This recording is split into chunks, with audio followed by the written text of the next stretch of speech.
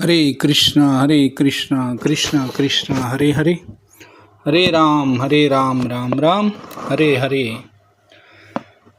તો આપ સૌનું સ્વાગત છે આજના ભગવદ્ ગીતા કાર્યક્રમમાં.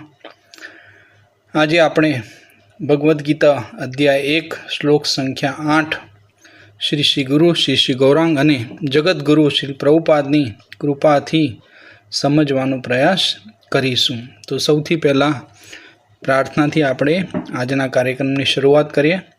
ઓમ અજ્ઞાનતિમિરાંધસ્ય જ્ઞાનાંજન શલાકયા ચક્ષુરુન્મિલિત્વં યેન તસ્મૈ શ્રી ગુરવે નમઃ. શ્રી ચૈતન્ય મનોભીષ્ટં સ્થાપિतं યેન ભૂતલે સ્વયં રૂપકદામયં દદાતિ સ્વાપદાકાંતિકં વાંછાકલ્પતરુભ્યશ્ચ કૃપા સિંધુ એવ ચ પતિતાનાં પાવનેભ્યો વૈષ્ણવેભ્યો નમો નમઃ. જય શ્રી કૃષ્ણ ચૈતન્ય પ્રભુ નિત્યાનંદ શ્રી અદ્વૈત ગદાધર શ્રીવાસાદિ ગૌર ભક્તવૃંદ. હરે કૃષ્ણ કૃષ્ણ કૃષ્ણ હરે હરે, હરે રામ રામ રામ હરે હરે. હરે કૃષ્ણ. તો ગઈકાલે આપણે શ્લોક સંખ્યા 7માં દુર્યોધન છે એ ગુરુ દ્રોણ પાસે જઈ અને પોતાની સેનાના નાયકો વિશે વાત કરે છે. એ વખતે એમના નામ નથી આપતો, પણ શ્લોક સંખ્યા 8માં એ કોણ કોણ છે એના વિશે અહીંયા ચર્ચા કરી રહ્યા છે. ભવાન ભીષ્મ ચ કર્ણશ્ચ કૃપા ચ સમિતિશ્વચ અશ્વત્થામા વિકીર્ણશ્ચ સોમદત્સ તથૈવ ચ. અનુવાદ: મારી સેનામાં સ્વયં આપ, ભીષ્મ, કર્ણ, કૃપાચાર્ય, અશ્વત્થામા, વિકર્ણ તથા સોમદત્તનો પુત્ર ભૂરિશ્રવા જેવા મહાપુરુષો છે કે જેઓ યુદ્ધમાં હંમેશા વિજયી રહ્યા છે. તો અહીંયા દુર્યોધન સૌથી પહેલાં નામ કોનું લે છે એ ખૂબ મહત્ત્વનું છે. કારણ કે બધા જ લોકો એ જાણવા આતુર હતા કે દુર્યોધન ખરેખર કોનું નામ લે છે.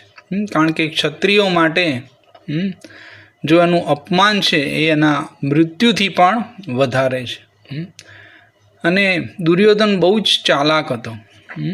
તો એ સૌથી જ પહેલાં જ એને એમ હતું કે જો હું બ્રાહ્મણનું નામ લઈશ તો કોઈને પણ ખોટું લાગશે નહીં. તો સૌથી પહેલાં સ્વયં આપ ગુરુ દ્રોણાચાર્યનું નામ લઈ રહ્યો છે. ત્યાર પછી પિતામહ ભીષ્મનું નામ લઈ રહ્યો છે. ત્યાર પછી એ કહે છે કર્ણ. પણ કર્ણ તો આ યુદ્ધમાં હતો જ નહીં. કર્ણ તો આ યુદ્ધથી દૂર હતો. તો એક વખતે પિતામહ ભીષ્મ અને કર્ણ વચ્ચે જ્યારે વાદ વિવાદ થાય છે ત્યારે પિતામહ ભીષ્મ કર્ણને અર્ધરથી કહે છે. તો યુદ્ધમાં અલગ અલગ કેટેગરી હોય છે. મહારથી હોય. મહારથી એને કહેવાય કે જે 100થી 1000 જે રથ છે એ રથીઓનો એ સામનો કરી શકે અથવા એની સાથે લડી શકે. તો અર્ધરથીનો મતલબ કે એક રથી સાથે પણ એ યુદ્ધ કરી શકતો નથી. અને એટલા માટે કર્ણને એનું ખૂબ અપમાન લાગ્યું હતું.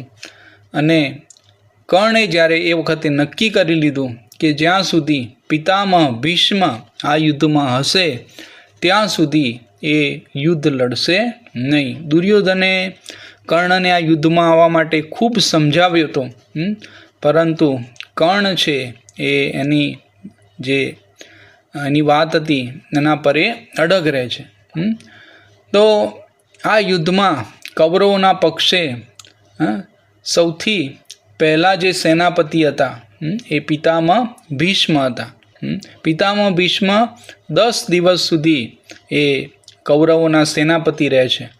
ત્યાર પછી 5 દિવસ એ દ્રોણાચાર્ય સેનાપતિ રહે છે.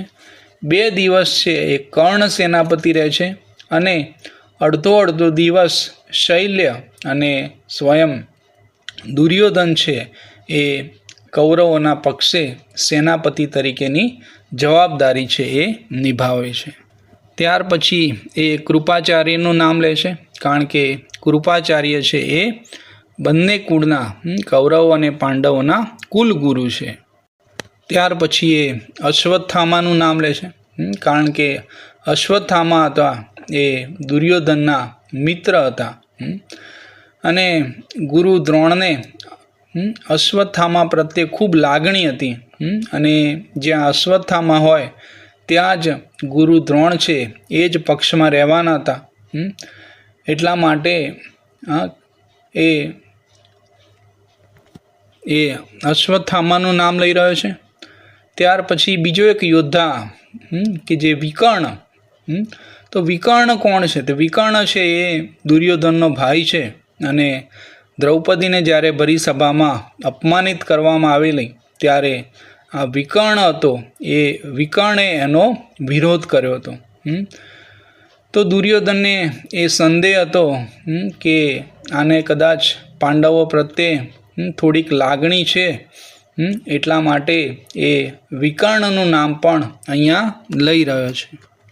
એટલા માટે દુર્યોધન ખૂબ જ રાજનીતિમાં ખૂબ જ માહિર હતો.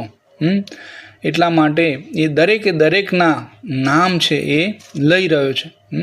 ત્યાર પછી ભૂરિશ્રવા કે જે સોમદત્તનો પુત્ર હતો અને એ રાજકુમાર એ હતો અને આ બધા યોદ્ધા એ કહી શકાય કે કૌરવ પક્ષેના મહારથીઓ હતા. તો આ બધાના નામ દુર્યોધન એટલે લઈ રહ્યો છે કે એ વખતે યુદ્ધમાં એવો નિયમ હતો કે જ્યાં સુધી શંખનાદ ના થાય ત્યાં સુધી કોઈને પણ કોઈ પાર્ટી બદલવી હોય, ધારો કે કૌરવો પક્ષે અથવા તો પાંડવોના પક્ષે, તો એ એકબીજાના પક્ષે છે એ જઈ શકતા હતા.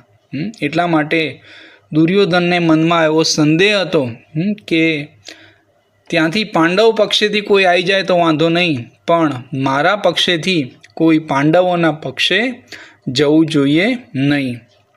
એટલા માટે દુર્યોધન એક યોદ્ધાઓના નામ એ અહીંયા કહી રહ્યો છે. હરે કૃષ્ણ.